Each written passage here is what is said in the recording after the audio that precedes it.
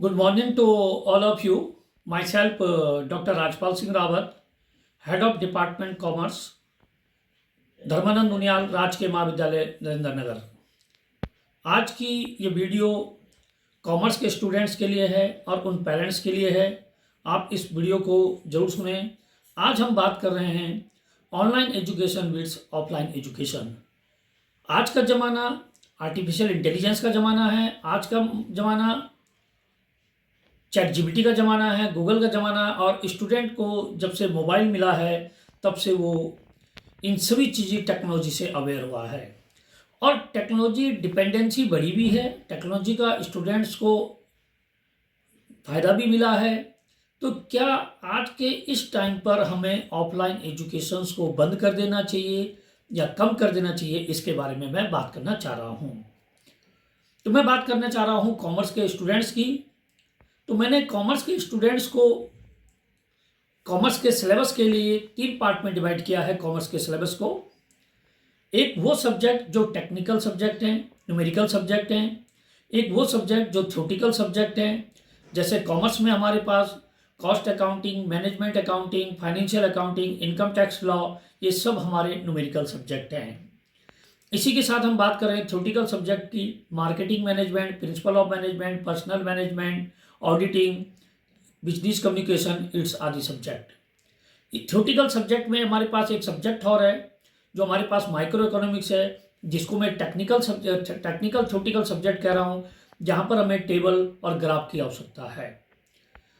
तो ऐसा नहीं है कि हम सारे सब्जेक्ट को ऑनलाइन मीडियम से पढ़ें, हम सारे सब्जेक्ट को ऑफलाइन मीडियम से पढ़ें।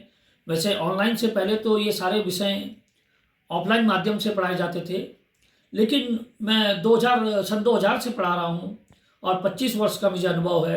मैंने ऑफलाइन माध्यम से भी पढ़ाया है, ऑनलाइन माध्यम से भी पढ़ाया है।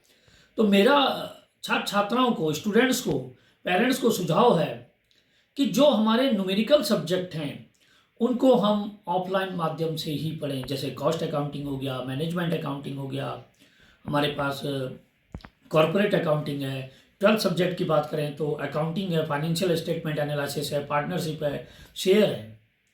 और हमारे जो थ्योरेटिकल सब्जेक्ट हैं, principle of management, personal management, auditing, business communication, इन सभी सब्जेक्ट को हम ऑनलाइन माध्यम से पढ़ें।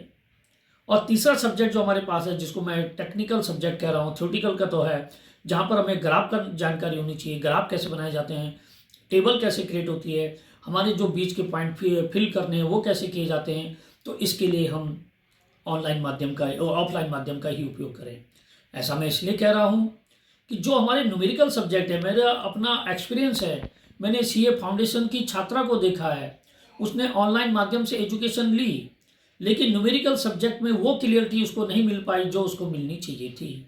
मैंने 12th के एक स्टूडेंट को देखा है, उसने पार्टनरशिप को, शेयर को उसने ऑनलाइन माध्यम से अध्ययन किया, ऑनलाइन माध्यम से उसने पढ़ा, लेकिन वो कंसेप्चुअली ये न्यूमेरिकल प्रैक्टिस नहीं कर पाया कि जब 4 फीचर के बाद शेयर रीइश्यू होता है तो कितनी अमाउंट कैपिटल रिजर्व में ट्रांसफ़र होगी और किस तरीके से होगी।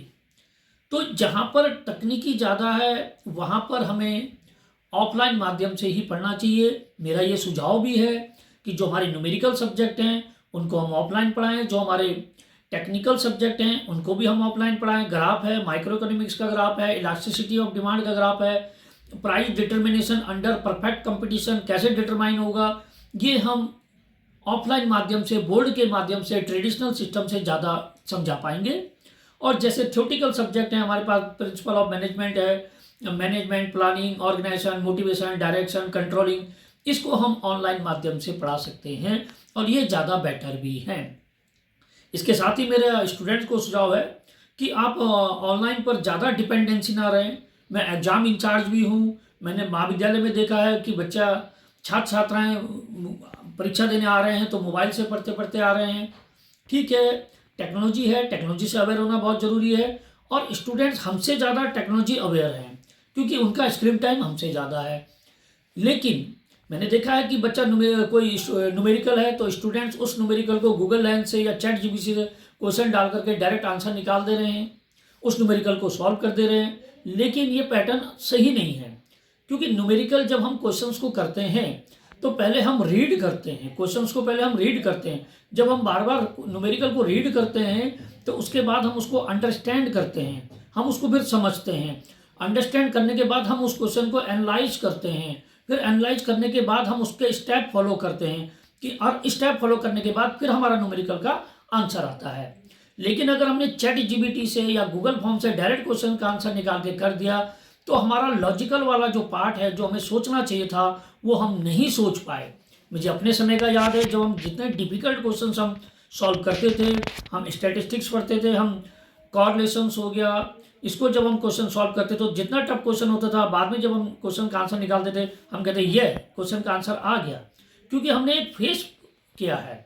तो मेरा सुझाव है कि आप ऑनलाइन एजुकेशन के साथ साथ ऑफलाइन एजुकेशन को भी कंटिन्यू रखें, क्योंकि दोनों एक दूसरे के कंप्लीमेंट्री हैं, दोनों सहायक हैं और दोनों का अध्ययन करना आवश्यक है। धन्यवाद, थैंक यू।